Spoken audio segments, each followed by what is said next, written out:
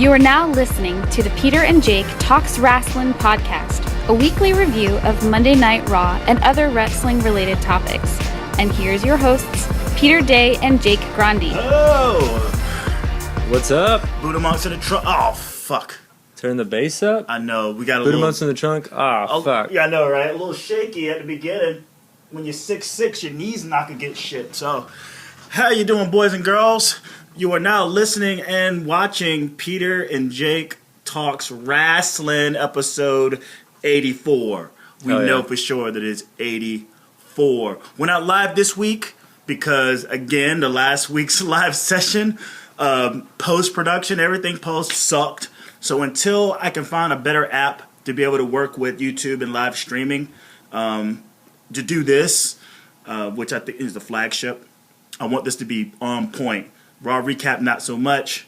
For some reason, maybe it is the time of the night or day that it was like weird waves in the air or some shit for the I don't show. know. That's what I said, but I don't know much about the topic. Yeah, but check this out. We're starting a little late because my T-shirt shit is taking over, is gaining more and more success, and I'm running around like a chicken with its head cut off. Well, that's good. That's good. I'm running around like I'm one of the social outcasts. Hell yeah. That's a good problem to have. You think? But like, how are you doing, man? I'm doing great. I'm doing good. You want to jump into your best and worst? Yeah, my best and worst will all revolve around the Rey Mysterio Kurt Angle match.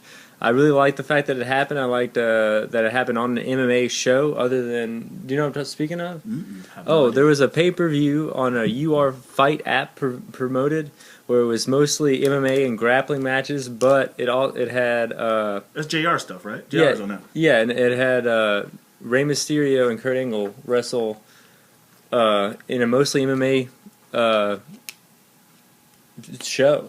It also had Roy Jones Jr. fighting a fan and Riff Raff, so it was a bit of a circus. So it did add to the circus, but I really liked how non-wrestling announcers called wrestling. I liked how maybe not necessarily wrestling fans took to basic moves and everything. But my worst is that Riff Raff got involved and caused Kurt Angle to lose. So I think that might be my best and my worst. It was cool to see that, but then the worst is the ridiculous ending, kind of hinting at what probably MMA fans already say about wrestling fans. You know, wrestling in general is that it's just silly. And I think that Ray and Kurt could have done a great job, maybe conveying showmanship while showing the art, but then bringing Riff Raff in kind of just like... It's called sports entertainment. Yeah, for sure. It's the E. It's sports entertainment. So, yeah, that's... when you listen to JR, Jim Ross, he talks about this app. He's part of this app, this new format. He was the announcer. Yeah, this new format of MMA, grappling, and professional wrestling, and it's like this new hybrid that they're trying to do. I mean, maybe it'll fail, maybe it'll do success. I can see it maybe like splitting off into having like a wrestling show, an MMA show, a boxing show, and then once a year kind of bring them all together like they did for a big show like that. But JR did have a funny comment where it was Riff Raff was like kind of the halftime entertainment came out, and then Kurt Angle's music played, and he said he's not sure if they're cheering for Kurt Angle's entrance or Riff Raff's exit. So how about this? I would say the two fan bases are such elitists that it wouldn't be. It would be the interaction between the two types of fans, the professional wrestling fan and the MMA fan, purist, and they're assholes, like they're marks for their own shit, and it doesn't seem like a match made in heaven. It actually, for the fighters, yeah, but for, it's exciting for the fighters, but for the fans, it just turns into comparisons and this and that, and this guy doing this and this guy doing that. Already, the Riff Raff, maybe they jumped too soon on the entertainment. They could have brought in the legitimacy of professional wrestling and the art of it. Slower. Yeah, they jumped right into it. They didn't pull no fucking punches, which is like, you already gave. That's wrestling. Yeah, that's wrestling for you. It will kick itself in the ass. So that's my best and my worst. And you said your... My best is the T-shirt stuff. Cut the music. Etsy.com, my little Etsy shop, but I also do hand-to-hand, and my GSO shirts, I'm not wearing one now, I'm wearing my Snap code, but my GSO shirts are doing so well, doing very well. And this weekend I did a hand-to-hand market and I DJ'd as well. And it was like the best time I've ever had in quite some time. That's awesome. My worst is the death of Lil Malik Fife, Fife Dog from A Tribe Called Quest. Today he died of diabetes. Well, last night he was announced that he was dead. People woke up to the news that Fife Dog is dead at the age of 45. He's from a group called Tribe Called Quest, Q-Tip, Ali Shaheed Muhammad, and Jerobi. A couple of albums, Instinctive Travels, Low End Theory, the mecca of, I like to say, hip-hop. Midnight Marauders came out on my 16th birthday, November 9th of 1994. You got Beats, Rhymes, and Life, and then they split up. A couple of things, but nevertheless, something that Fife Dog always dealt with was his. See, I'm all worked up trying to even talk about it. I mean, he's a part of my childhood. You know what I'm saying? Yeah, so for sure. For him to die is a big part of my childhood. Like our parents, when their performers and musicians died, it's like wow, Yeah, for sure. But he was dealing with diabetes, something he even spoke about in his raps, and his conditions.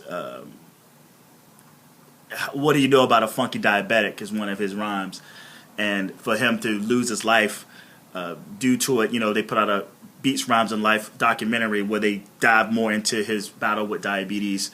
And it finally won. I've gone back and forth with him on Twitter before because he's a big sports fan. He's a New York fan and he's also a Lakers fan. So I've gone back and forth with him a couple of times, and that was pretty cool. But the guy is one of a kind. He's a pioneer in this thing we call hip-hop, a genre I don't really listen to too much any longer. I listen to A Tribe Called Quest all the fucking time. And to know at age 45, I'm 38, he was only 45, it's real shit, man. It's real shit. So rest in peace, Fife Dog. Man,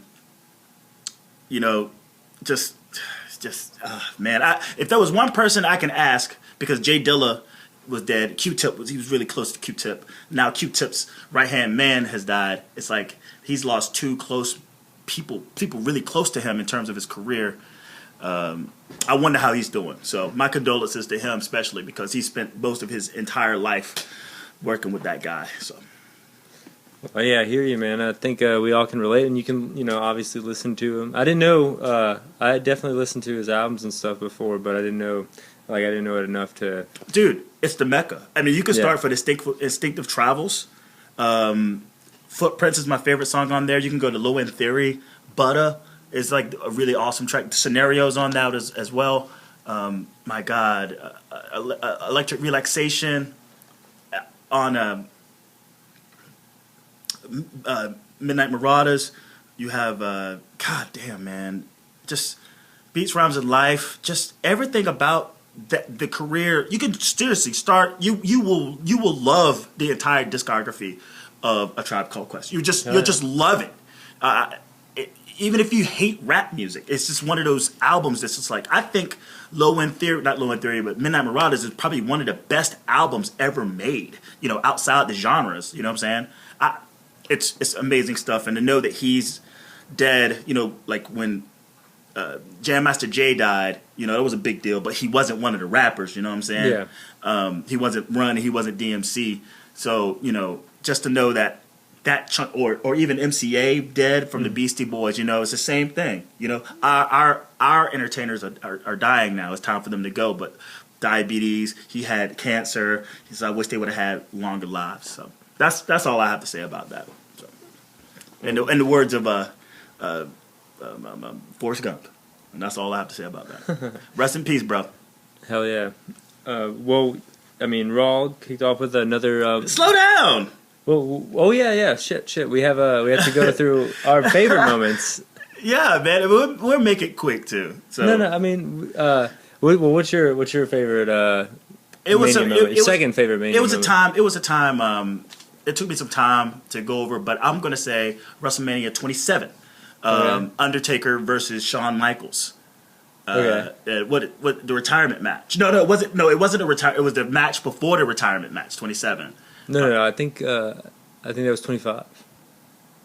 Then it was the retirement match, and I was thinking. Oh, 26? 26. It was 26? I think it's 27. 27 was Triple H and Oh, so 26. Yeah. I watched it down at what it was. It's right down the end of Spring Garden. Yeah, what is that? What was that place called? PT's? The old sports bar? Yeah. Yeah. Basically, I went there. Yeah. I just took a cab. It was, and I went out there. I think it was at PT's or something. I want to. Yeah. I want to see something. Yeah, but I went out there, and it was like on a whim because I was calling around to see who was playing it, and they were playing it. I took a cab. I went out there, and it was just standing room only, damn near. And we're just watching that match, and that place erupted, man. Like during this match, front to back, it was an amazing performance by the Undertaker. Amazing. He did this senton, off the top buckle onto the announce table, like all that stuff, going crazy. It was absolute madness, and for the experience of being in that room of like the line was drawn. You had your Shawn Michaels fans, you had the Undertaker's fans, and it was like my first time ever being in a restaurant watching it. I'd never gone to a restaurant to watch a pay-per-view before, so that match itself was just like, no, motherfuckers like, 19-1, 19-1. They're like, no.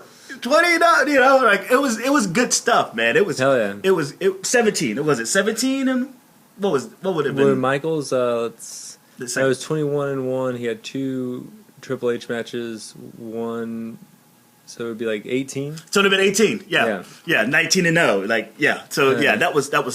That was fun. And yours? Hell yeah. Mine is from WrestleMania 2000, the ladder match between Edge Christian, the Dudley Boys, and the Hardy Boys. Oh, I feel like that one specifically carried on. Still to this day, there's always that ladder match in Mania. The Money in the Bank matches spun off to its own pay-per-view. TLC spun off to its own pay-per-view. And that all started from WrestleMania 2000. Well, they had ladder matches before, but this was the first ever 3-way ladder match where they used tables. It wasn't TLC yet, but they used tables in it. They used chairs in it. It was pretty sick. Yeah, it revolutionized how we watch sports even to this very day. Oh, yeah, and that ties into this week's Raw. Well, how about this? What was your overall thought of the show? Like, what did you think? Were you entertained? Were you pissed off at certain things? Were things confusing to you? Did things make sense?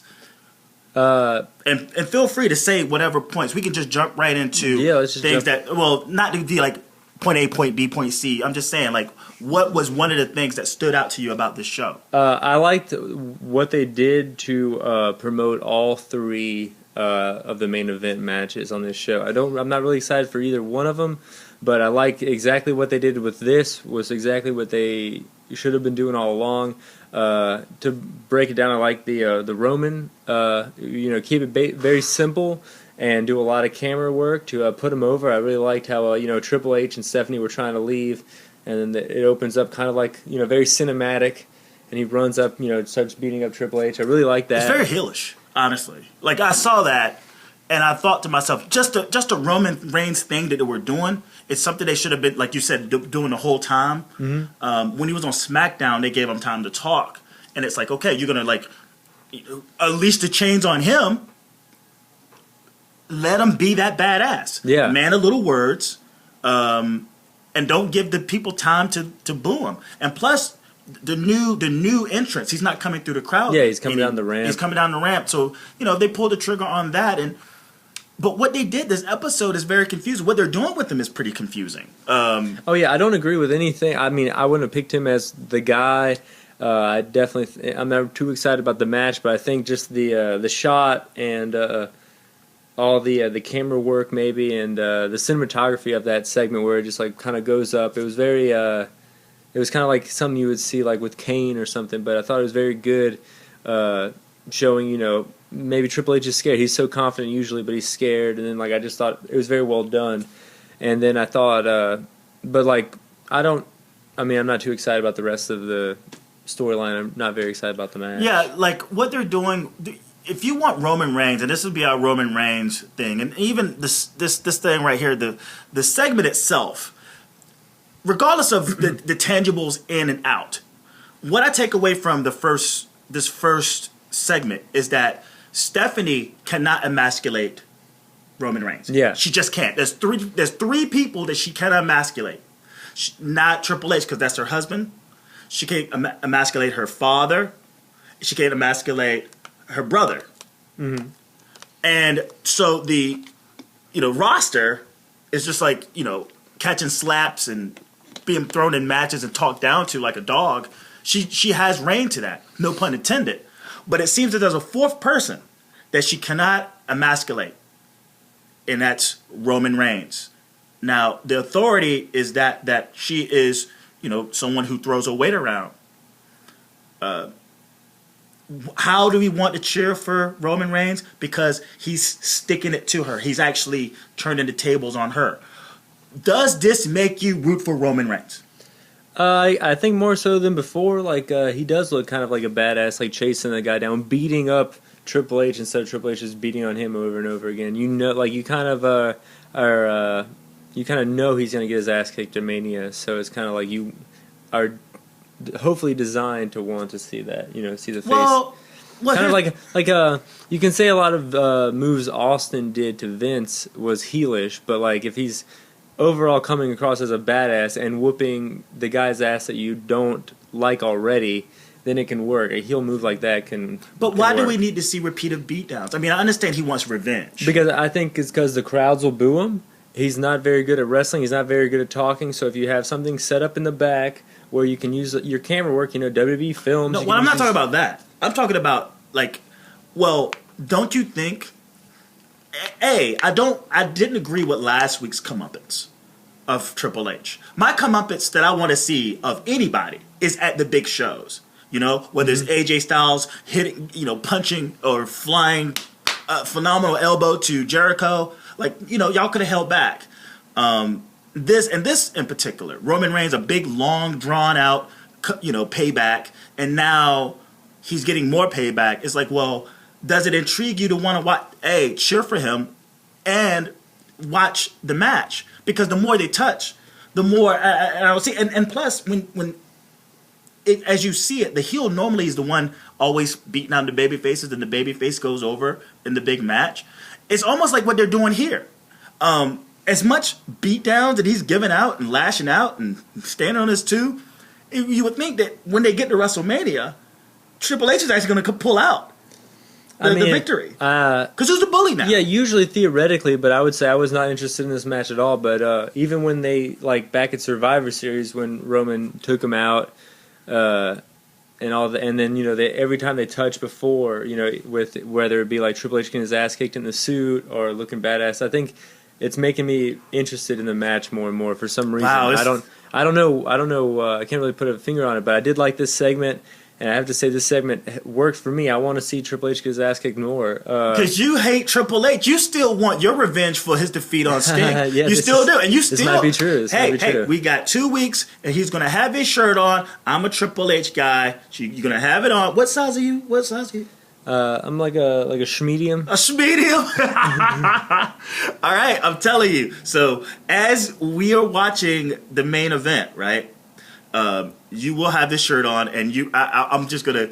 I want to watch you the entire time. I'm not even. The match is gonna be good. I mean, the match itself, because of the drama and the fact that it's WrestleMania, I think it's gonna be a good thing. I mean, let's hope. Let's hope. I mean, it's gonna be exciting. You said that about Brock Lesnar versus Roman Reigns last year, and it ended up being one of the best. That's true. But let's go ahead and jump to the part where they do get to the car. When she got to the van, because I just want to go ahead and get Roman Reigns, Stephanie, Triple H story out of the way. Okay. When she entered the car, and Roman, evil Reigns is waiting. How spooky was that, by the way? Yeah. I like that. I thought that was cool. I was indifferent. I think with a guy who it's a baby face that the crowd's gonna boo, and he's not a very good talker, so he can't get himself over, and you got to kind of use a good worker, like a ring general, in the matches to get him over. Like, the best thing you have on your side is the production value of the WWE. And I thought they used this production value very well to kind of tell this story here. When she got into the car, because she was all of a sudden worried. Yeah. when he reached in, I thought that he was grabbing her. That was one of the most confusing things because, I was like, okay, he's going to like go to whatever side and fuck up Triple H. But she went to the same side that Stephanie McMahon went in. So when she's screaming bloody murder, yeah, I was like, oh shit, he's like beating her up. He's going to beat her up. And then when Triple H came out, I was like, oh. But like, did you catch that? Did that throw you off? No. I mean, it was real quick. So I might have thought it for a second, but... maybe. No, man, I was just like, what the fuck? He's kicking her ass. But I saw Triple H. But that was, that's about it, man. But I don't know. They're touching too much for me. I don't know. Fuck it. And this Owens and Styles rematch from SmackDown. Yeah, I watched the SmackDown match, and it's pretty much, this is just a longer version. Like, Jericho comes out and interrupts him. So Owens gets the pin. It was... I mean, I kind of don't like a distraction finish, especially with, guys, can really go. I would rather just, see who the better man is, but I guess that's for the pay-per-views and everything. But, I think a simple build between AJ and Jericho is better. I don't think they should really play it out. I think the match sells itself. So just having them toy with each other, fuck with each other a little bit, just like we saw in this Raw, kind of helps.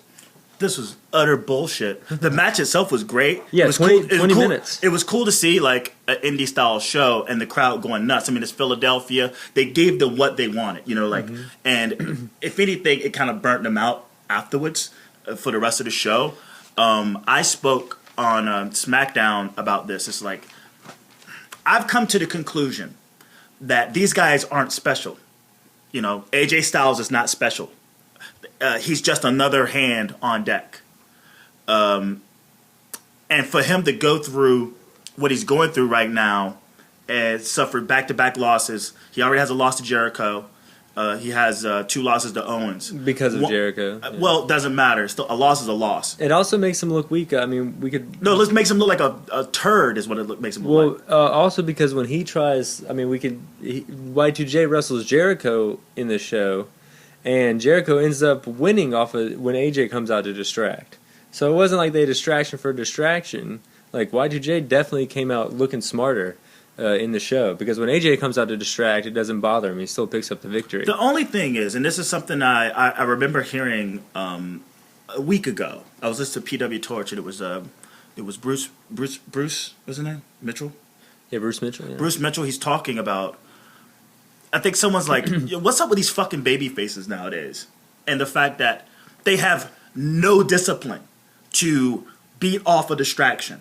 Yeah, it's definitely been apparent the last few weeks. I know it's their favorite thing, and it's like we joke about it before, but this is building to Mania, and it was like last week where every finish was a distraction finish, and here there was about 2 or 3 that I can think of. Well, a distraction roll-up is a thing. I mean, it is. But how about this? I guess right now the discussion is, how do you want to present your baby faces?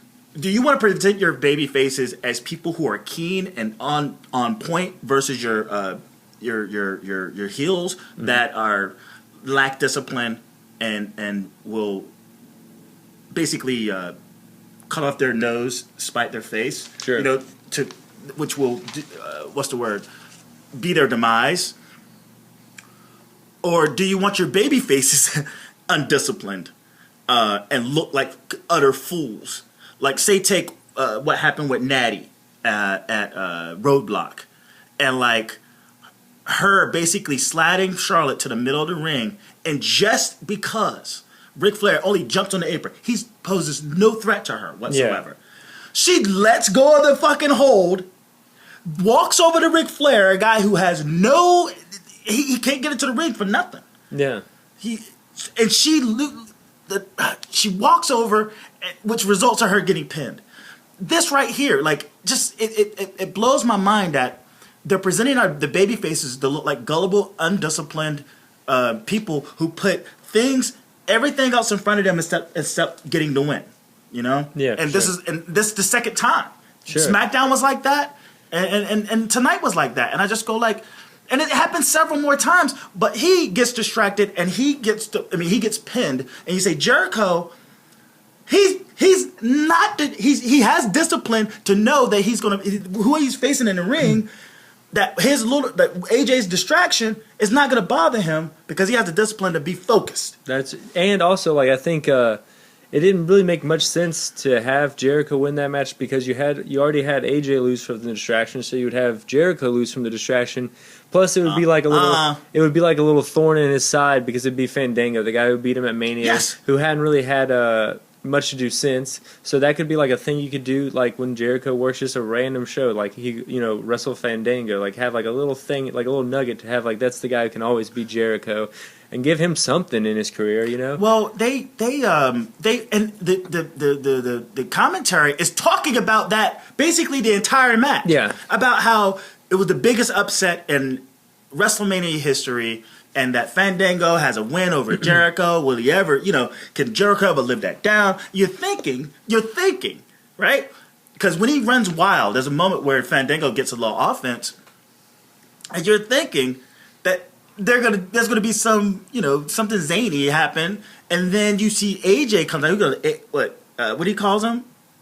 Jackass. Yeah, Y2 Jackass. He calls him a jackass. Yeah. Y2 Jackass, and you're thinking, holy shit. He's going to beat him again, and it's going to be, even Stevens. They both lose on the night.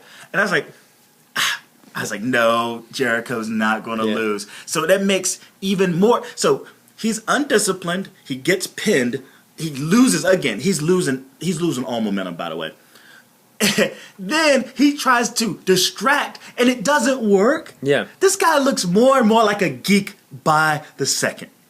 For sure, yeah, and the whole point of this feud is to get people to chant AJ Styles, and I think they were doing it, but the more and more they're forcing it down their throat, just like we've talked about before, people are going to resist that. They don't want to be that transparent. Mm-hmm. They don't want to be that like a puppet show. It's like you kind of have to hint at that and hint at doing it, but as soon as you hit someone over the head with it, they're not going to want to do it. Yeah. They're going to feel like they're being manipulated, roped into doing something, and you kind of have to hide that a little bit. Even though you want that reaction, you kind of have to hide it. Yeah, because maybe they were subconsciously aware they were doing it. Of course, they were going AJ Styles, but then it's like, hey, start saying it. Yeah. It's almost like when they started doing the Twitter things, people were already tweeting and doing things. Now it's like, no, hashtag WWE. It's like, fuck. Yeah, I'll put everything but that.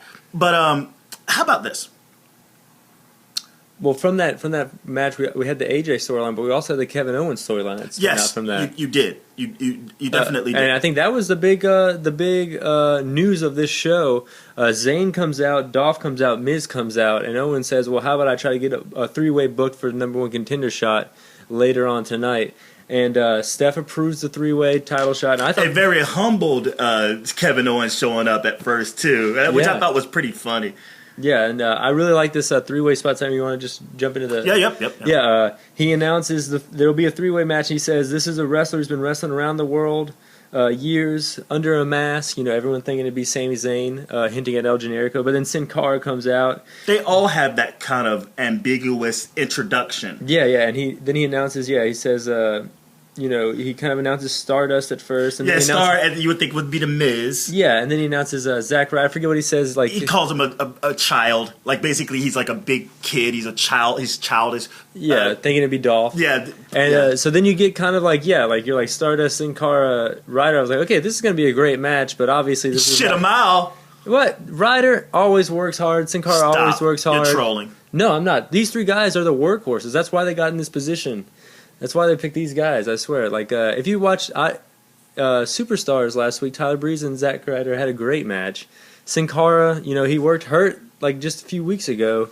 And, Cody Rhodes can go. I definitely, agree with, These are the guys who have always been there, and I think it's good that they got a shot in this, what boils down to a 7-way match, because Zayn, Dolph, and Miz come out to yell at Owens for bullshitting them, pretty much.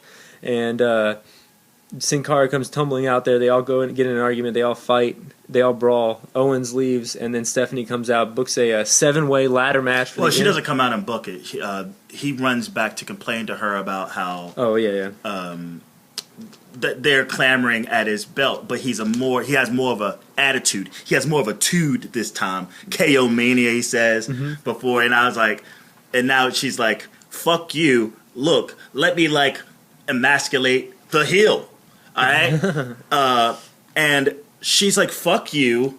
I'm gonna put your IC belt in a 7-man IC ladder match, which is so dumb. Yeah, so dumb! Yeah, Zack Ryder, Stardust, Sin Cara, Sami Zayn, Dolph Ziggler, The Miz, and Kevin Owens in a ladder match. There's a lot of stipulations in this Mania. I definitely would want to see it be a lot smaller. That's only 3 one-on-one matches. Yeah, I definitely want to see something like this get a lot smaller, especially with all the stipulations you have in the main event. But I mean, you can't really complain. This match is probably going to deliver. 7-man ladder match. You have a lot of guys who aren't going to get these WrestleMania spots very often. They're very a lot of these guys are lucky that a lot of people are hurt. Well, the way that it works, I do enjoy all of these men, all these wrestlers. Well, the way that it's working moving forward is like they're always going to get these WrestleMania spots, because if there are no more one-on-one matches, if it's ladder matches, if it's over-the-top battle royals, if it's triple threats or fatal four-ways, and then you're left with 1 or 2 the main events, which are one-on-one matches, I just go like, no one's going to get over. No one's getting over on their own star. Like, you know what I'm saying? Like, and then there's more people that are disposable. I don't want to see this ladder match. I want to see Kevin Owens versus Sami Zayn. And hell, Kevin Owens versus fucking AJ Styles so early. It's just like, it really makes me upset. It's like, hey, here's some money. Not only are they throwing money away, they're giving it away. Like, you mean to tell me that if you went creative and you're looking at these 2 guys and, you know, they're basically going to be the future of your company, and you know the momentum, you know their past, why are you going to throw them on a throwaway match on SmackDown? Why? And then the hottest free agent pin. The hottest free agent pin. Regardless, hook or crook, he's still losing. And then to Kevin Owens, because that was a story in itself when Kevin Owens threw him out of the fucking Royal Rumble. You don't mean they couldn't just waited this out and let this storyline play out between Jericho and AJ Styles, and then have that move into, like, I don't know, something a little bit like, you know, SummerSlam or something like that? Well, I think what they're doing is reintroducing the Zayn Owens storyline, but there's a lot of guys, a lot of people, common fans, casual fans that don't know that storyline. So to have Zayn win the title at Mania or something like that, to have Owens be pissed at him, to carry that storyline into SummerSlam. Yeah, in between like 6 other dudes. Well, yeah, that's bullshit. Well, no, that's a way to keep. No, that's a way to keep Owens strong. No, and have Zayn win. No, this is not how you keep. And then you just give the guys who've been there a long time, been there over 10 years, all those. This is how you keep them weak. The guys cannot stand on their own too. The guys can't face themselves. The guys can't tell their story. Their story. That's Sami Zayn's and I think this is a chapter in it. This is a chapter in it that will spin off into a SummerSlam storyline. No. Or a storyline in the next few months. No. We will disagree. We will disagree on that, homie. Well, we'll definitely have to see. I think it's utter bullshit. You mean to tell me they're gonna make it Ryback versus Kalisto. Yeah. But then when it comes to Sami Zayn and Kevin Owens, they're gonna throw like 5 other dudes in the mix. That's crap. That's like ass backwards. If there was anything that needed a 7 fucking man over top battle royal ladder, whatever the fuck, it should be the U.S. belt. Yeah, but it's on a fucking don't dweeb, you think that like and a guy who looks like who's making himself look horrible. If anything, you know, at Ryback and Kalisto, yeah, throw those fucking nerds in there. Throw in fucking Cody Rhodes and throw in These guys have a standalone storyline between the 2 of them that don't need no mixing.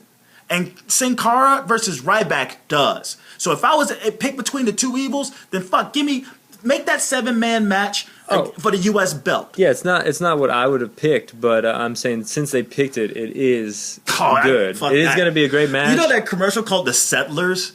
You know, like it's like I think it's like a Direct TV or something. It's about the settlers. It's like these people, these sort of like old like sort of colonial people living in But today's time. I also like the idea that, like, in the match that You're a total settler. Ryder and Sin Cara are going to get their Mania spot. Like, these guys work hard. Every match, if you watch them, they went down to NXT, they rejuvenated their career, they came back up, I would say hotter than ever.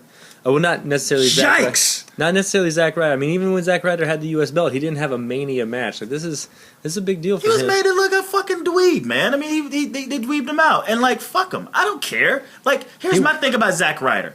He's not a star. He could fuck off. Right? Stardust is not a star. I love Cody Rhodes. But he ain't no star. He could fuck off. His momentum has been... Whatever thing that he could do, unless they do some drastic turnaround, he ain't nothing but a fucking peon, man, in that company. I want to watch stars. This is WrestleMania, man. Well, this ain't main event. Well, This is WrestleMania. The last thing I need to be watching on WrestleMania is Zack fucking Ryder. I think, well, this is... You serious? I mean, definitely a lot of people are hurt that led to Zack Ryder being the one that is picked. You know, you had Cesaro, Neville, and now if you heard Harper got hurt in a dark match, which sucks. So I think, yeah, this is definitely a product of the injuries, but I think I'm fine with it. I'm happy with it. I think these guys can go. I think these guys can all produce a great match, and these guys all would want to work hard because they don't usually get this WrestleMania payday. And I can't look at it like that. I'm not going to settle for a piece of shit WrestleMania with a bunch of nobodies because, they finally get their spot. No. This is WrestleMania. I want I want dream matches with huge stars. That's it. Is that too much to ask for? And I don't give a shit. They can steal with the pieces that they have. Again, we talked about this last week. If these guys, whoever the fuck is in like talent or creative, these dudes are horrible at chess. I can beat them in chess with blindfolded because whatever pieces that are given to them, they don't know what the fuck to do with them. I could take that fucking roster. I could take that roster and make a better WrestleMania than this crap they're giving us now. And you know what I'm saying? The WrestleMania, it's going to work out. It's WrestleMania. We get it. But again, not to, come at you, but man, I refuse to have that mentality about WrestleMania. SummerSlam maybe, Survivor Series, hell, even the Royal Rumble. But when it's WrestleMania time, it is WrestleMania time. And your goddamn NXT Dallas card is looking like more of a WrestleMania card than your main roster? That's insane. That's insane. Stars, momentum, future. You know what I'm saying? That's what they're shooting for. And it's the same thing but flipped on his ass for the main roster. This WrestleMania, man, it's unheard of. And they're not going to get any better. They've already looked past this fucker. Oh, yeah. This is definitely a full card. There's a lot of matches on this show that it does look like a main event. But, I mean, I think this ladder match is going to pull through. I think it's going to be great. I mean, last year was good, and I really wasn't looking forward to that. And I think they have workhorses through and through in that match. They're not stars. And The Miz. None of those guys are stars. All those guys. And Sami Zayn is looking the worst out of them all. He's looking like a total dud. I think he's got this match. I think that's what they're going with, and I think the promo battle with him and Owens is going to be one of the main storylines, or maybe a nice mid-card IC title storyline to get into a SummerSlam, or maybe just kind of get you into the summer. Well, how about this? Because they want to throw all these motherfuckers on the card, right? I just hope when it boils down to Over the Limit and Kevin Owens gets his rematch, that it's just the two of them. Yeah, I think that's Over the Limit is going to be awesome. Over the Limit is always awesome. Yeah, you have Sami Zayn have the big spot at Mania. Owens says that's supposed to be his spot. There you go, boom. But it's WrestleMania. Rekindle those flames. It should just be just the two of them at Mania. The two of them at Mania. That childhood story. Them just wrestling. Do you remember a lot of the matches, or do you remember a lot of the moments at Mania and Sami Zayn on the top with the ladder? Stop. Stop. But what did you think about this documentary style thing they were doing with Shane versus Taker? I think just like I said with Roman Reigns, they only needed to show it once. No, but they were two different ones. They weren't the same thing. Don't matter. I think this did loads more. It should have been this made up for last week. All you need is people that are valid, speaking about it, putting it over. Just like they do this all the time. These documentary style things are real popular now with documentaries on Netflix and on YouTube and everything. I think this hypes it up more so than having them touch last week. And I think just like I said, with Shane can't really is not He's not a professional wrestler. An Undertaker can't really be there every week. Doing things like this is way better to hype it up and got me more excited for it than having them do pillow punches and bullshit choke slams. I love this. Can we just get to the match already, kind of thing? Like that's where I'm at. I thought this was like whatever vignette this was. I was like, I'm tuned out. I don't really care about that. But how about this? So it seems I spoke about this on the Raw recap. Mm-hmm. Dean Ambrose is like the hardcore Jesus, right? Yeah, he's the hardcore Jesus, and the three wise men are showing up to give gifts. We need a third, though. I know, and that was what I asked on on the recap. But you got hardcore legend Mick Foley handing him the bat, and that's gone. And now you got Chainsaw Charlie. Yeah, Terry Funk, a 3-month-old, 4-month-old gimmick comes back through. I don't know how they're going to use this chainsaw. No, they're not going to use the chainsaw. But I love Terry Funk on Raw. They're at the bar. That's exactly where you think you'd run into Terry Funk. I love this segment. Anytime you can get Terry Funk on my TV and you get the little ECW chant because they were in Philly, I thought it was great. But Dean Ambrose on Thursday Night SmackDown, he was in a bar cutting a promo. Mm-hmm. It's just like him cutting promos at bars. It's just like this fascinating thing to me. It's cool, man. It's like I don't know. It's awkward. Could you imagine being in a bar? Let's break some kayfabe here, right? Yeah. And you just hear some guy screaming at an inanimate object about how he's gonna kick someone's ass. Yeah, you wouldn't know what the hell's going on. I know, right? That's an uneasy situation. But then, not only that, he fucking takes the chainsaw and he fucking goes to work with it. Now, the only problem I have with this is that I think recently, I would say in the past 2 weeks, and I mentioned this on Recap, that someone actually got maimed with a chainsaw just recently in the Indies. Holy fuck. Yeah, he got maimed. I think he lost maybe a couple of fingers or some shit, right? It was news. Yeah, it was news. Jesus. And I go, was that in bad taste? Someone had to know that kind of had to happen. And maybe I'm nitpicking. I apologize if it seems like I'm nitpicking and being a little too sensitive. But maybe someone knew that someone got maimed with a chainsaw in wrestling. Knew his buzz. Yeah. And then they're going to have him actually. It's one thing to hand you the chainsaw, but then to turn that son of a bitch on and then go through go to the table. It's and having people run in fear. I just God damn, guys. That's almost like a terror attack. What'd you think about it? I didn't think about that, but I just thought it was interesting that they chose Terry Funk is this hardcore legend. He's been in all these crazy matches, but they picked this one silly gimmick he had for a little while, 10 years ago. Cactus Jack used that bat. I think first brought it to Japan, then it went to ECW, then he started using it at WrestleManias with Edge, and I know he did a match with Orton where he used it. So that's a 20-year run with that thing. But this chainsaw, it's going to be ridiculous. You're not going to use it in a match. And it's he only used it for about 3 months in a 40-year career. But every time Terry Funk's on my television, I love it. I thought his promo was great. Yeah, you were my son. Yeah. No, listen, if I had a son, I want to be just like you. If I had a daughter, and then he just walks away. You know, but you know what I'm trying to say. But who is the third? Who's the third wise man? I think it might be a Tommy Dreamer or maybe a Sandman. I said Tommy Dreamer with a kendo stick, but he already walked down last week with a kendo stick. What is a unique gimmick that he can actually give? You know what I'm saying? We'll have to see. Maybe I don't know. We'll have to see. Yeah. But this is something that's good. See, I was saying, they did a really good job. Whether you want these main events or not, hyping them up and highlighting their strengths. I think Dean's a very good talker, and Heyman's a good talker because he was in the main event featuring Dean Ambrose and Braun Strowman. What'd you think of this main event, Peter? We're gonna skip Big E Rusev. Oh no, I thought we were just talking about the storylines. Oh, so what happened? Oh, it was just Braun versus Dean Ambrose in the main event. It was after 11 o'clock. I don't give a fuck. It was dumb. Yeah, the crowd started chanting, "This is boring." But Heyman was really good on the commentary booth as always. Yeah, but it's past 11 o'clock. Yeah. You remember back in the day when something went past the hour, and it was oh shit, it's the extra shit. Yeah. Them going 10, 15 minutes. It's understood. It's weekly. It's a weekly thing. There's nothing special about. And like they do it on purpose. They start the match at 11. Yeah, Dina ends up using a chair on Braun, so Braun ends up winning.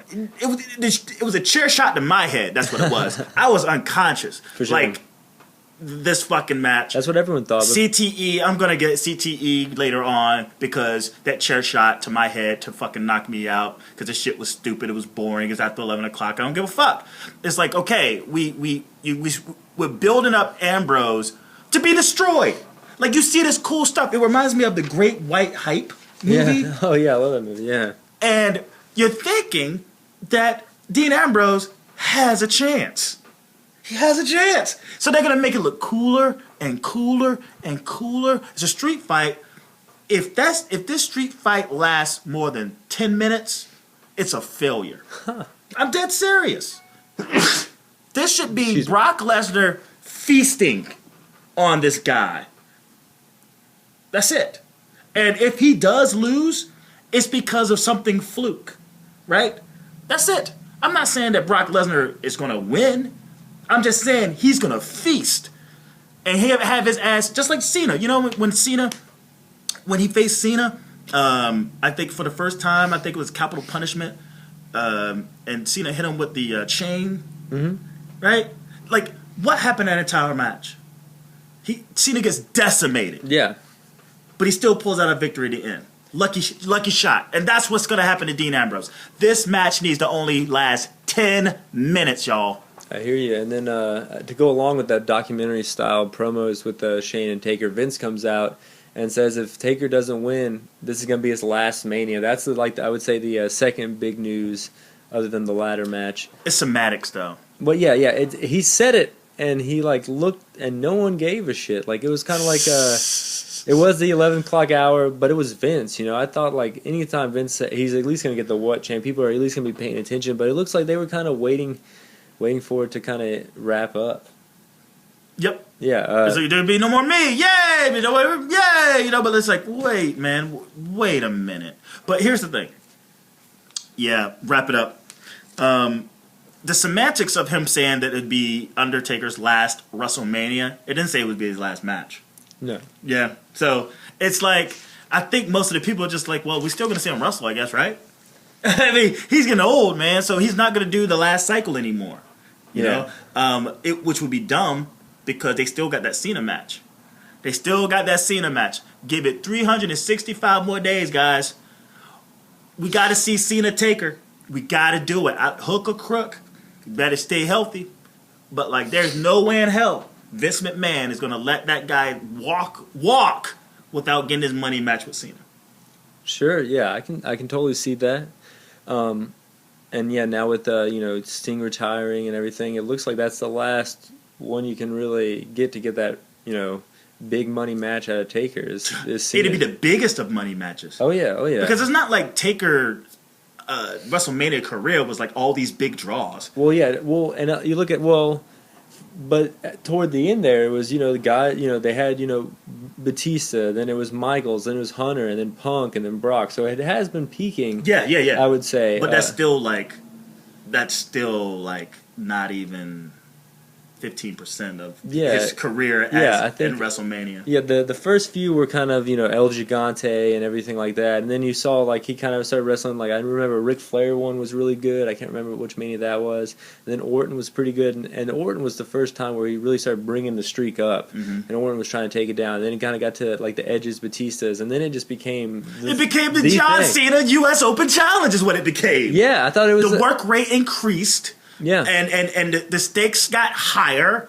And, once you think about it, everyone was like, the Taker himself, what we're witnessing is him as a ring general. Like, this guy is the cream of the crop. This guy is the best. And whoever's going in the ring with him, yes, they're working with him. Sure. I don't give a shit, Punk, Michaels, I don't give a fuck. You could scream about the work rate of those guys. Match, yeah, it is the Taker match. It's Taker's world, babies. It's Taker's cage. You're just in it. You know? Yeah. So when you take a motherfucker like Triple H, right? It's Triple H. He ain't no fucking, he ain't no dork. right? It's a social outcast. He picks it. He picks the match. He picks the stipulation, right? His best friend is the fucking special guest referee, right? Yeah. He's Undertaker still won. You know, like Yeah, that's, hell yeah. that's from this wrestling isn't wrestling, but it makes a valid point.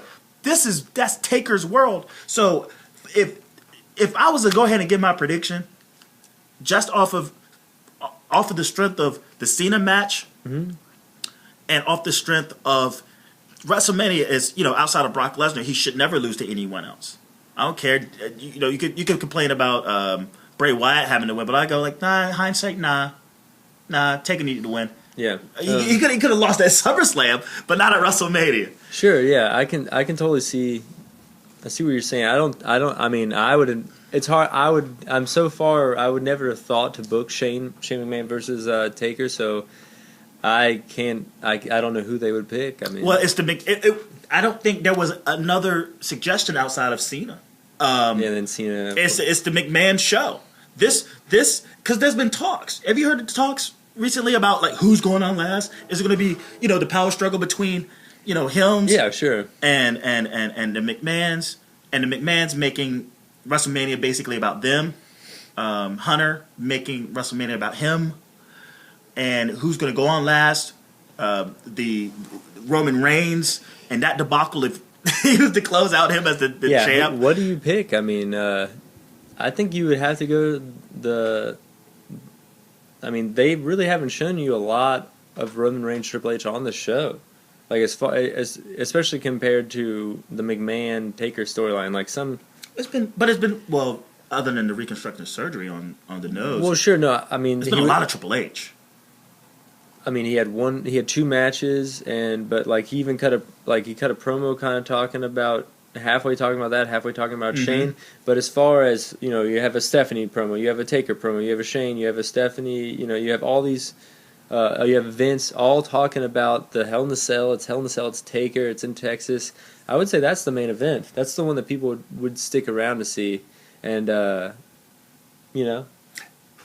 want Roman Reigns to end the show as world champion. I'm still clamoring for that, man. That's going to be so fantastic to watch. That train wreck of him winning that belt. But I don't think which show goes last, because the main event to me is when the crowd is hottest, not if it's last. Like that's to me. I think main event is like when the crowd is at its best. But do Roman Reigns leave with that belt or not? That is the yes, thing. He does. He leaves with the belt. I'm having second thought with the way that he's being booked recently, man. He's coming down the ramp now, like he's Bully Reigns again. He stepped away from being Bully Reigns. After he was Bully Reigns during his Bray Wyatt feud, right? Yeah. I mean, I thought what they did was good there. Like, you can't have just like that white meat baby face. You gotta have to put a little Austin in and put a little CM Punk in him. Not everyone can be a John Cena. You gotta have a little edge. A little edge? A little snakes and snails and puppy dog tails? That's what we gotta put in. We're making like the Powerpuff Girls, like the whatever the fuck boys. What were they called? Powerpuff Girls, and then because they were made of sugar, spice, and everything nice. The Powerpuff Girls, and then they made like the Powerpuff Boys. Did they? Yeah.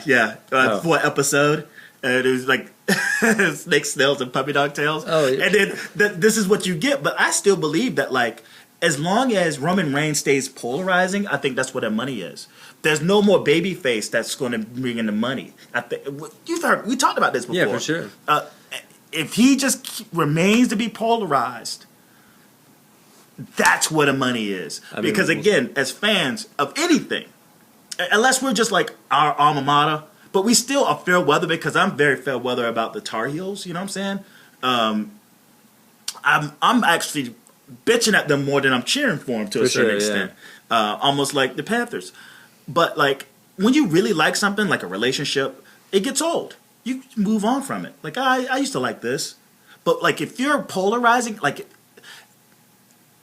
you don't leave something that's always knitting at you, right? Yeah, More true than I'd probably like to admit. That's true. Like, yeah, when like a Cena, everyone has their opinion on it. You can always argue about whether you're a Cena fan or you don't like Cena. So like, but his name is always in your mouth. Yeah, that's true. And I think that's what happened. Controversy creates cash.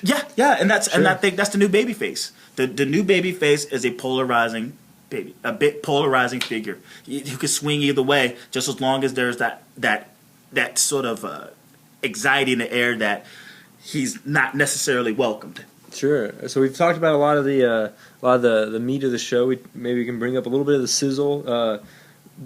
League of Nations came out, cut a little promo. New Day come out, cut a promo. I thought this match was great. I'm still because it's the two best workers on the roster right now. What you think about it? Like that are every week wrestling. You know, Rusev and Big E are fucking badasses. They're so great. I mean, I put AJ above those guys, but they're great. These guys are great. Nah. Proven. Like, Big E Langston is a beast. He's a proven beast. And we sing the praises of Rusev almost every fucking week. Sure, yeah, but I mean, you said these are the top guys. I would put them amongst them. But I'm going to give AJ a year to sort of register within the WWE thing, right? Sure. Because this was, really good. I thought they did some new stuff there where normally I've never seen the spear in the corner with playing Francesca, and I like how, I like how they're the New Day, like in making them become faces. They're shifting the now they're not the ones doing the numbers advantage, but they're still coming out looking strong. I think it's a great way to switch them into faces. Where do you see this match going at Mania? Well, this right here was the match itself was good. I mean, I like the two of them, but it was too much stuff. It was too many. We said bells and whistles going on around the ring, and everything got sort of confused. It was a very confusing. I didn't like the collateral damage move. They need to save that move for bigger moments. It's a scary. The spear to the outside. Yeah, it's a scary move, and I think it should be saved for bigger matches. Sure, it's not getting the pop it used to get, for sure. Well, that looked scary because he connected, but he takes a nosedive. Yeah. And it's like, oh my God, like, stop that, Biggie. I know you watched the show. Stop, please. But I don't know. I still don't know how they're going to go about this. No one said, like, how this is going to be. I mean, it might be a 4-on-3. But it shouldn't be for the belts. I've heard very, very light rumors that this would be how The Rock's involved. He would come out, do a few elbow drops to the League of Nations, help the New Day. It was a waste. It's WrestleMania, man. I mean, I don't know if that's going to happen. That's just from the rumblings on other podcasts and on Twitter is what... Is there be a fourth man... Or they're going to do a 3-on-3. Someone's going to have, I guess Wade Barrett is going to have to play honors. Oh, that would He's going to be the short. Well, he's on the way out. So, is he going to draw the short straw? And if it's 3-on-3, you may as well make it a trios. You know what? The tag team belts do not exist anymore. Now it's a trios belt. Because the way that these 3-man-women factions are working out recently, you would think, okay, we're not going to do tag teams anymore. We just got to have a 3-man crew and it'd be trios belts. I mean, that's going along with a trend where this is like, I don't know, there's still something to do with the tag team belts. And then it is Mania, so stepping it up a little bit would help. I mean, too many 3-man groups. They may as well make a trios, but if Xavier Wood or a third member of the New Day will be wrestling and it's going to be 3 members, it should not be for the belts. It's that simple. Sure. We get Fox and Naomi with Grizzly Knows Best eating Snickers. Oh, God. Don't bring that up. And then they had the Andre the Giant Battle Royal trophy sitting out there and had the engravings of Big Show and Cesaro on there. They're trying to hype it up. Big Show's out there cutting a promo. Gets cut off by the Social Outcast. Getting their revenge. Yeah, from fucking Thursday, because Thursday was the first time they brought up the Andre the Giant Battle Royal. They got their main storylines out, so now we can talk about. You said the sizzle. You can finally talk about the Andre the Giant Battle Royal, which will be won by fucking Mark Henry. God damn it! Well, they're losing guys by the night here. Harper got hurt. It's 20 guys. It was already 20. They already reduced it to 20 guys. Last year it was 30. Oh, well, I mean, Harper's hurt now, so it might be 19. Wyatt's hurt. Oh, yeah, Bray's hurt. Harper's hurt. So, I don't know who they're going to give it to. I'd like to see them give it to Braun, to be honest with you. Give it to a big guy. and then that can kind of help push the Wyatt family now that they're all kind of licking their wounds. No. This fucking over-the-top battle royal isn't to give someone a push. But Kane comes out and helps Big Show with the Social Outcast here. That fucking thing, it's the over-the-top battle royal to me is no different than, say, the MTV Movie Vanguard Award. It's a gimmick. It's all it is. And you take someone and you give them a gimmick, that's had a gimmick, and just, this it's just one of those things. It doesn't really advance anything, So if Mark Henry wins it, it'd be like Ron Howard, not Ron Howard, his brother. Oh, what is that dude's name? Yeah, I can't think of it. Something Cliff, just to say Cliff Howard or something, right? It's I'm gonna remember it. Yeah. But like when he won it, it became sentimental. It was something he broke down crying. It was like, no, this is just a gimmick award, man. Like, calm the fuck down. Yeah. But he was like, this is the greatest thing that's ever happened to me. And then that Vanguard Award became something special. It meant something that when someone won it. So when Mark Henry wins it, and everyone's crying and everyone's having like that WrestleMania moment, almost like when Macho Man and Elizabeth got back together and shit, right? That wasn't WrestleMania, was it? It was whatever. It was just a sentimental moment. So now... was it 5? I don't know. The Macho King? It might. Yeah, he wrestled at Mania. Yeah, so... I guess the Ultimate Warrior. Mm-hmm. Well, anyway, once everyone's like giving him a high five and hugs and kisses everywhere, the family comes to the ring because he's won the over the top battle royal. Moving forward, then it could be a rub. Like, that's the way I see it. I mean, we'll see. We'll see how it goes. I don't know the vision of it, but I mean, there's got to be a lot of guys in it. I haven't seen a list, but I guess they say Kane, Big Show, Social Outcasts. That's 6 right there. 6 right there. And then you got the other 7 in the fucking ladder match. Yeah, so then you have like maybe obviously there'd be the Fandangos, the Mizdows. I mean, that's Tyler Breeze. Oh boy, Sin Cara. No, Sin Cara's in the Los Matadores. Yeah, Los Matadores. Yeah, Los Matadores. The Ascension. Oh god. I mean, it's gonna be that Zach Swagger. Swagger. Not Titus, but the other guy. Oh, Darren Young. Darren Young. See, we're figuring it out right now. It's just gonna be I mean, the superstars are superstars. Ouch. They're gonna have to have an NXT guy. Well, last year they had Deo Tommy in it, and because on Access last year at least I thought it was a cool little thing. They had an NXT tournament. Samoa Joe's gonna be in this. I mean, I don't think so. I mean whoever wins that little NXT tournament. I mean, it was a Deo Tommy last year. That's not necessarily, he wasn't one of the top guys. He just kind of got brought in. Maybe Nakamura. No, we don't need him in there. We don't need him tossed out doing nothing. We don't need nothing showing that he's the loser. I mean, we'll see. I mean, they need to do something to spice this thing up because it's kind of looking. I mean, once again with these injuries, it's kind of hurting the mid card. But then we go into Natty versus Charlotte with Sasha and Becky on commentary, kind of overpowering the match here. They kind of just are bickering back and forth, setting up the 3-way at Mania. I think these ladies can all go. I'm pretty excited. It's just get them out there, kind of just This is a waste of time. We just saw this fucking match. Oh, at Roadblock. Yeah. Well, I think it was a shorter match, and again, Natty looks like a fucking idiot. I think the main thing you're supposed to take away there is the Sasha and Becky on the commentary. I think that really did overpower the match. Yeah, the story's already told. Yeah. Now, it's just, we got one more week, man? I think that's the thing. Is like they already have this one set up. They just have to have you not forget about it. What happens next week with these chicks? Maybe a little pull apart. Why? They want the belt. They fought for the NXT women's title. Now they're fighting for the Divas title. Well, right now, and that what they built in this thing right here, because the commentary was more overpowering than the match itself. Like you said,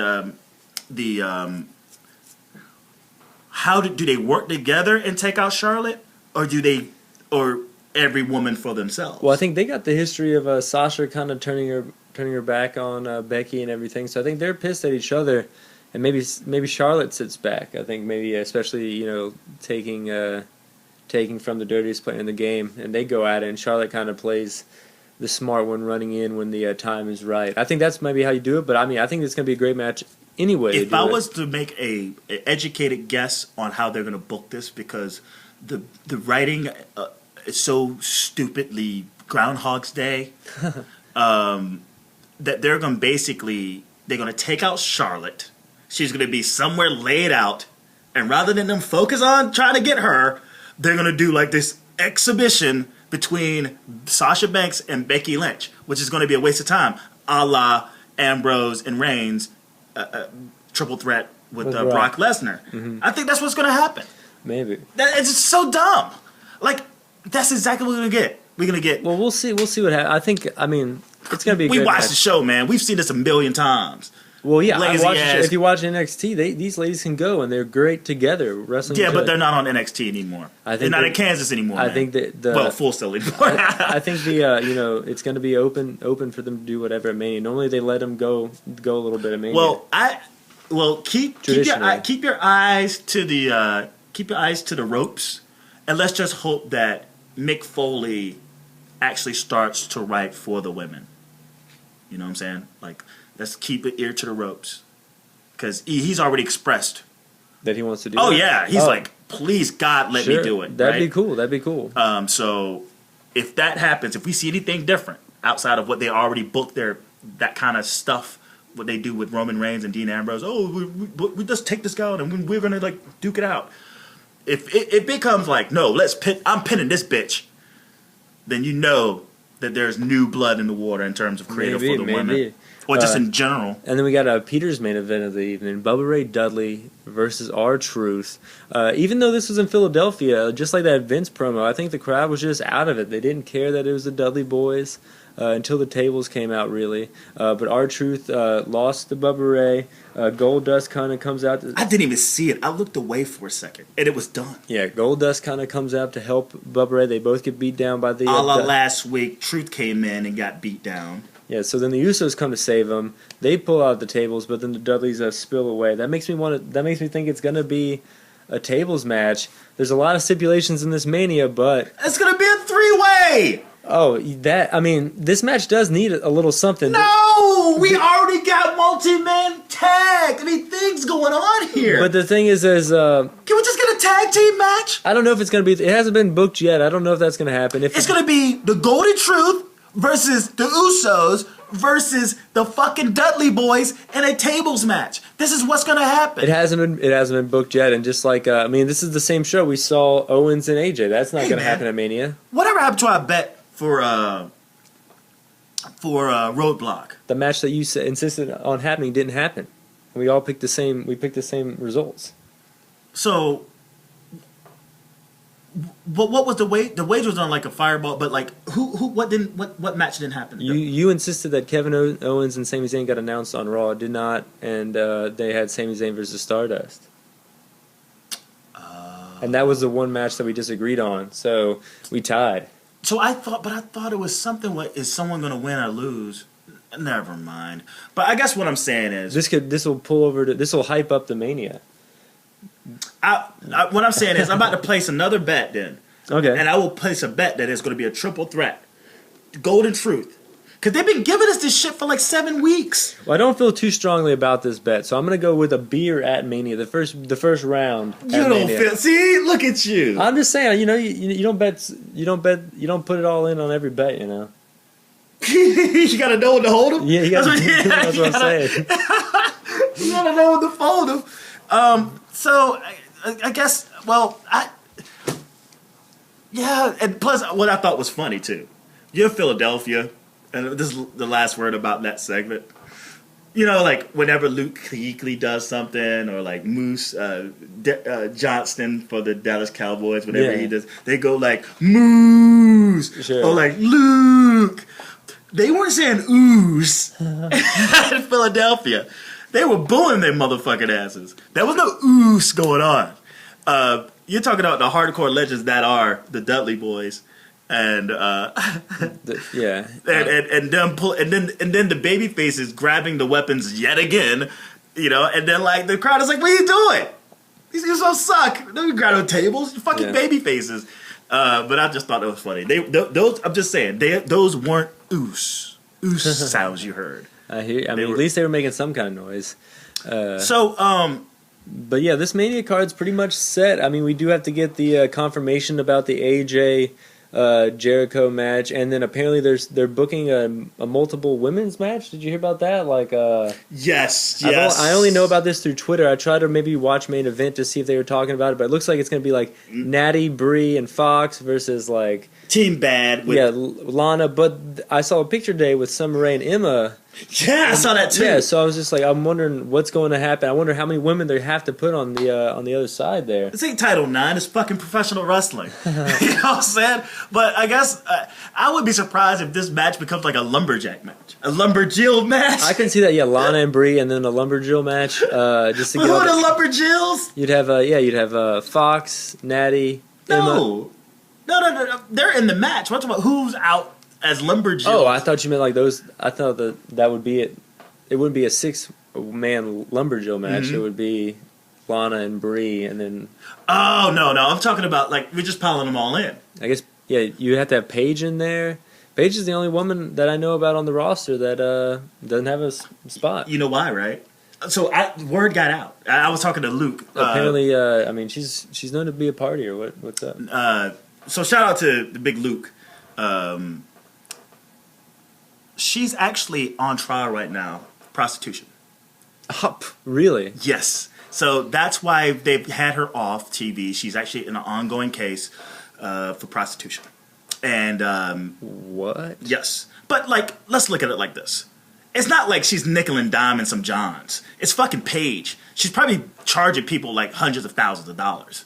You know what I'm saying? It's Paige, but still, for what it is, it's still like a star they can't afford to push. Prostitution, that's like, I mean, they cut ties with porn stars. They're definitely going to cut ties with a prostitute. They're not going to cut ties with Paige because she's money for them. She is money.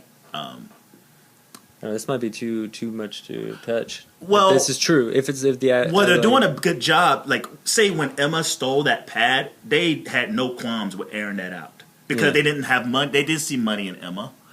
They didn't give a fuck about Emma. It's like like how does one guy do something egregious in the NFL and get a second chance, and then some nobody gets caught with weed and gets blackballed? The cream rises to the top. And I'm not saying that Emma's not talented. I'm just saying they saw no money in her as much as they saw Paige. They're protecting Paige. They're making sure that this is not out there. Well, you hear it. I mean, I heard it first on the Peter and Jake Talking Wrestling podcast. That's Talks Wrasslin. Talks Wrestling. That's a big one. Yeah. Well, that's what she said. Well, that's nuts. I mean, yeah, that too. You got any more? Bobby? I was trying to think of a good one, but no, I can. It's bananas. But yeah, I mean, Mania's together now. I mean, it is what it is. I think it's going to be. I mean, maybe there is a lot of stipulations, but I think with this depleted roster, maybe the stipulations is what you need to kind of keep it hyped up. The network WrestleMania, because they're giving it away for free, by the way. Yeah, first time ever. Yeah. The new WrestleMania is this settling ass stuff. He's Stockholm syndrome. Oh no, I mean I don't like every WrestleMania. A lot of times, I'm saying you said, well, this is something for something. I'm saying that I mean WrestleMania is not necessarily my favorite show of the year. I mean, like it's a lot of the years. Like I feel like a lot of times it gets carried by like one or two matches. Mm-hmm. Yeah. So I feel like this one is just gonna get. I mean, I don't know what those are yet. But, I mean, I think I'm going to come away thinking, oh, that match was great, and I'm probably going to just forget about the rest. Maybe remember an entrance or two. These clusterfuck, like, just throw everybody in. Everyone has to get a match. Everyone has to be in the spot. So you're going to get the triple threats, fatal four-ways, multi-tag matches, ladder matches, over-the-top battle royals. Mm-hmm. This is the new WrestleMania moving forward. The Network Mania. Before, when it was a pay-per-views, it was a different format. Yeah. Like, we could go back as far as WrestleMania 29, and it was one-on-one matches. 30 one-on-one matches. 31. Well, 31 was the first. 31 was last year. 31 was last year, and that was the first. Wasn't that the first network? No, or the 30 was 30. Okay, so 31 basically started the new movement for now. The WrestleManias we're going to see are going to be like basically a showcase of every wrestler on the roster. Yeah, but by that... that's garbage. But by that, I mean, if you look at it, leaving WrestleMania 30, you were only thinking about Bryan. Leaving WrestleMania 31, you were only thinking about Rollins. I don't think they have... I mean, they haven't done it yet, but... there needs to be that breakout star. Like, I think these past two WrestleManias were better than the Cena Rock Manias with 28 and 29. But I enjoyed those though. I liked them, but I thought the 30 and 31 were way better because they told a story, and I just kind of liked. It was kind of cool. It was outside last year during the day. Yeah, the network manias are taking a turn. They're not going to be as special. WrestleMania is not going to be what's special about Mania. It is that it is the biggest event. Sure, I think in wrestling, and people will fly from all over the world and gather in one spot. That's great. It's like South by Southwest. You know what I'm saying? It's a great time for wrestling fans to sort of gather and stuff. But they're there to see the show. Before the show was there to be seen, but now they're going to the show, not necessarily for the show itself. They're going for the WrestleMania atmosphere. Yeah. Which is like sad. Well, I think, next year they're going to Orlando, but I think maybe the year after that you exploit these areas where it's hot. Like go to the UK, No, you don't. Why? Hey, I'm not trying to watch no WrestleMania at fucking 4 a.m. I'm sorry. I hope they never go overseas. Oh, no. They would definitely have it during the daytime. No, it's 8 hours difference. It's an 8 hour difference. You can definitely do it during the day. Like at noon? Yeah, why not? They go to soccer games and stuff like that. College football games happen at noon. Wait a minute. When they shoot live soccer matches, 9 times out of 10, people here, the fans soccer fans, they're watching like 6, 7 in the morning. Okay, and I'm saying over there's soccer matches that are early in the daytime, noon, 1, 2, packed stadiums. There's college football arenas, noon, 1, packed stadiums. I mean, during the day, there can be a different vibe to that, especially with all the chanting and everything. Oh, you're talking about over in England? Yeah, I'm not talking about England. I'm not talking about like over. I'm talking about how us Americans are consuming it. Wouldn't it be like our 8 o'clock there noon? I don't know about time, but you can definitely set it up. And I think this is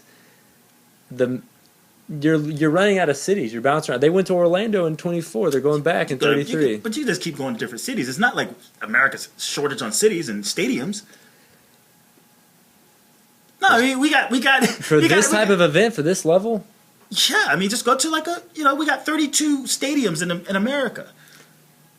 32 stadiums. Yeah, but I don't think Charlotte's big enough to have a Mania, and that's one of the stadiums you're talking about. I mean, how many people does it hold? Well, it's 80, I think, 85, something like that. Hey, that's good. That's cool. I don't think it's big enough to do that. They can't to have the hotels and all that stuff to have an event like that. They can't. I mean, shit, they had it in Jersey. Because of New York and in the Giant Stadium, that stadium is a lot bigger.